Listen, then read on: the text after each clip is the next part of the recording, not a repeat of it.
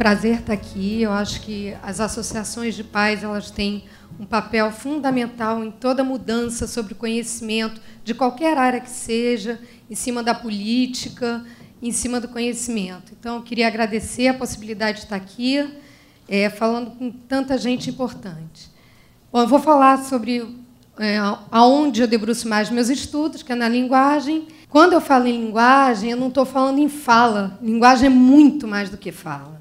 Linguagem ela passa pela parte corporal, ela passa também pela linguagem oral, ela passa pela linguagem escrita. Então, a gente está falando de linguagem, de comunicação, e a gente sabe que os problemas do autismo eles não são específicos da fala. Não adianta ensinar só a falar, nomear sem significação. Né? A gente tem que desenvolver a parte de comunicação, que é o que é mais importante, que é o que vai fazer toda a diferença na vida dessas crianças. Também por hábito, como o Daniel disse, eu vou falar criança, podem aplicar isso a adolescentes e adultos. Então, eu gosto sempre de mostrar esse slide sobre a comunicação funcional. Comunicação funcional é aquela que permite a pessoa, a todos, e a pessoa com autismo, de poder se comunicar funcionalmente na sociedade, não só com os pais que adivinham o que eles querem, muitas vezes, mas como conseguir uma comunicação que seja útil para eles mesmos, que eles possam aplicar em diversos ambientes diferentes. E, antigamente, esse tempo de fala ele era limitado, essa possibilidade de falar ele ficava limitado a 50% dos casos das crianças com autismo. E com uma intervenção eficaz, atualmente se fala em 85% a 90% das crianças com autismo atingem uma comunicação funcional. E isso é muito bom. A gente vê que os estudos estão induzindo a um caminho mais certo. Então, existe, como fonoaudióloga, eu fico especialmente angustiada nessa parte, acho que as famílias, as escolas também. Existe um subgrupo do autismo que, mesmo fazendo o melhor possível, eles nem sempre chegam a falar, né? Porque um grupo tem apraxia de fala, ou seja, eles têm dificuldade em buscar o gesto articulatório. A gente vê que alguns fazem muito esforço. Depois que eles já começam a imitar, ter atenção compartilhada, eles ficam olhando o rosto, buscando o gesto articulatório, e isso é muito difícil. Tá? Nem todos os não verbais eles têm uma dispraxia de fala, mas uma grande parte. Então, quando a gente fala de desenvolvimento da linguagem, desenvolvimento de uma maneira geral no autismo, a gente não está falando de um atraso de linguagem. A gente não pode falar, por exemplo, que uma criança de 4 anos com autismo está falando igual uma criança com desenvolvimento típico de 2 anos. Não é. É uma outra maneira de aprender, lembrando que o problema é de comunicação, né? Não só de linguagem, não só de fala. Quando a gente vai pensar linguagem e autismo, ampliando a ideia para a comunicação, a gente tem aqui a tríade, comunicação verbal e não verbal, os interesses restritos, dificuldade de comunicação e a dificuldade na interação social. A linguagem, nesse modo mais amplo de ver, ele perpassa por tudo. E as dificuldades que eles têm para falar, para se comunicar, elas estão associadas à tríade e não especificamente a um ponto dessa tríade. Tá? E isso foi a ideia que eu quis trazer aqui para vocês hoje, para a gente fazer uma correlação na parte de produção verbal ou gestual, ou ainda através da língua escrita. Então, o que eu vou falar hoje são algumas manifestações linguísticas mais comuns no autismo e qual é essa correlação com as hipóteses cognitivas que se tem para os transtornos do espectro autístico. Pode. Então, a primeira, eu vou passar rápido, eu acho que todo mundo vai falar um pouquinho, né, das hipóteses. A atenção compartilhada, como aquela possibilidade de, no mínimo, 2 pessoas olharem para um mesmo modo. Isso é compartilhar a atenção, isso tem uma correlação direta com a possibilidade de falar, né, apontar de participar de uma atividade na escola em grupo. E uma falha na atenção compartilhada vai trazer pontos, por exemplo, na alimentação, a criança está olhando uma coisa diferente, que é a comida que provavelmente que a pessoa está ajudando a alimentá-lo está olhando, ou num grupo, ele, até por causa da hipersensibilidade sensorial, ele se afasta ou não, ele se afasta porque ele não consegue estar no mesmo momento falando, um jogo, uma brincadeira, ou a famosa rodinha na escola, que eu acho que é o momento máximo de necessidade de atenção compartilhada, que é difícil para muitas crianças.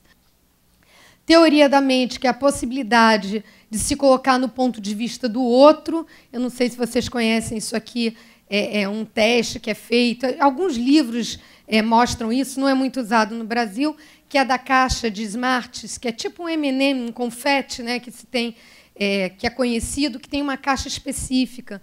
E aí a professora ou a pessoa que está com a criança autista pergunta: o que tem aqui? Aí a criança fala Smarties, porque isso é uma coisa conhecida. Aí ela surpreende a criança e tira um lápis. Ela fala: não, aqui tem um lápis, mas vamos esconder de novo, porque o Paulo, uma pessoa que está lá fora, vai entrar. E aí eu vou perguntar para ele o que tem aqui dentro, o que você acha que ele vai falar. Se a gente se bota no ponto de vista dessa pessoa que vai entrar, a gente vai dizer que ele vai responder M&M, né, o Smarties, porque é isso que é o senso comum. Mas o que uma criança com autismo com frequência vai responder? Que ali tem um lápis, que é o que ele sabe, é o ponto de vista dele. Ele aprendeu que, naquele caso, tem um lápis. Então, ele não se desloca para o ponto de vista do outro. E isso tem algumas repercussões. Então, por exemplo, dificuldade de atribuir estados mentais, de imaginar que o outro está triste com aquilo, de imaginar que o outro está interessado, essa possibilidade de se adaptar em função do outro. O outro é a coerência central. Se diz que, no desenvolvimento, as crianças têm tendência a olhar o todo. Então, por exemplo, alguém que suba aqui vai olhar o todo do teatro. Talvez uma pessoa com autismo se fixe na luzinha vermelha que está no fundo, na filmadora que está virada para cá. Então, a falha na coerência central é isso. Ao invés de olhar o todo, talvez ele se fique a detalhes que a gente tem que saber o que ele está olhando para trazer para o todo. Né? Então, essa perseveração nos detalhes, sem conseguir olhar o todo, traz uma série de prejuízos para o desenvolvimento da comunicação também. Então, quando a gente fala em linguagem, eu tenho usado isso em algumas palestras, para a gente pensar um pouco mais didaticamente. O nível semântico pragmático é a significação dentro do contexto, no uso social da linguagem. Tá? Isso está prejudicado em todas as pessoas que têm autismo. Isso caracteriza o uso social da linguagem da comunicação. O morfossintático está prejudicado em grande parte dos autistas. Não está, por exemplo, na síndrome de Asperger, mas na maior parte dos autistas, o morfossintático, que é a estrutura de frase, a sequência da frase, isso também está prejudicado. Um subgrupo do autismo tem dificuldade em nível fonético-fonológico, que é a troca de letras, é a dificuldade de selecionar os sons para falar. Isso é um subgrupo, mas é um subgrupo que tem um pouquinho mais de dificuldade para começar a falar, ou um pouco mais de dificuldade para começar a falar, e depois isso vai ter uma interferência lá na linguagem escrita também. Então, primeira coisa, eu vou correlacionar, lembrem, as manifestações linguísticas a o que pode estar por trás para a gente pensar de uma forma mais sistêmica. Então, os gestos. Existem gestos sem sentido, muitas vezes são ditos como estereotipias, que a gente pode transformar em gestos comunicativos. Para isso, é necessário estar associado também uma possibilidade de imitação. Tá certo? Mais um. Aqui, a gente indo para um outro lado ainda mais difícil, a leitura da linguagem corporal, porque a gente está falando tanto em como a pessoa se comunica, mas a comunicação ela não é unilateral. Ela tem que entender o que o outro está fazendo. Então, tem posturas que são muito típicas, que a gente vê logo que alguém está desinteressado, não quer, ou está partindo para uma agressão, e que eles têm muita dificuldade de interpretar. Tá? E que está associado à teoria da mente. Por favor. O uso do apontar, eu dei uma olhada, várias pessoas vou falar mais rápido. Ele pode ser tanto para pedir alguma coisa, que é o imperativo, como querendo compartilhar a atenção. É muito importante e precisa dessa atenção compartilhada. Mais um. O jargão. Jargão, para quem não sabe, é aquela fala que não dá para compreender as palavras, aquele que às vezes varia, tem uma prosódia, tem uma musicalidade ou não. Isso mostra intenção comunicativa. Então, tem gente que fala, não, isso não pode. Mas ele está tentando, de alguma forma, uma comunicação. É muito importante, sim. É muito importante tentar transformar isso em palavra, em algo que seja, de fato, comunicativo e possível para todo mundo. Mais um. A ecolalia é outro ponto que foi, eu acho que, por muito tempo discriminado, como, meu filho está com ecolalia, como se fosse um peso, uma coisa ruim. Não, a ecolalia ela mostra a intenção comunicativa forte, mostra que a criança ela já tem uma noção de turno. Muitas vezes a gente pergunta, ela não entende, ela responde o que ela acabou de ouvir, porque ela sabe que ela tem que comunicar, ela sabe que ela tem que participar de alguma maneira. Então, também é importante, e a possibilidade da imitação verbal está aí evidente. A gente sabe a importância que tem a imitação geral e a imitação vocal mais específica, no caso do desenvolvimento da fala. Pode passar.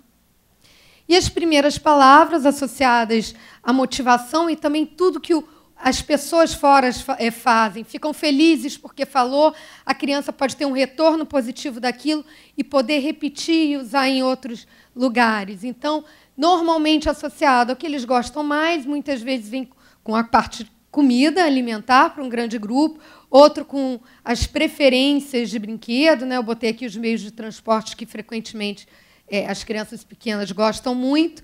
Tem a necessidade de ter atenção compartilhada e imitação. Isso é importante entender. A criança, como que se desenvolve uma criança que não tem dificuldade? Tem alguém passeando, ou o professor está e mostra, olha, aqui está um trem. Então, aqui está um trem, olha só, aqui está um trem, pressupõe a atenção compartilhada sobre o objeto e pressupõe que a criança vai imitar. Então, isso aqui são questões importantes. E, obviamente, a questão da motivação para essas primeiras. Por favor. O agramatismo é uma dificuldade morfossintática, aquela do meio, que eu falei que uma boa parte dos autistas tem. Tá?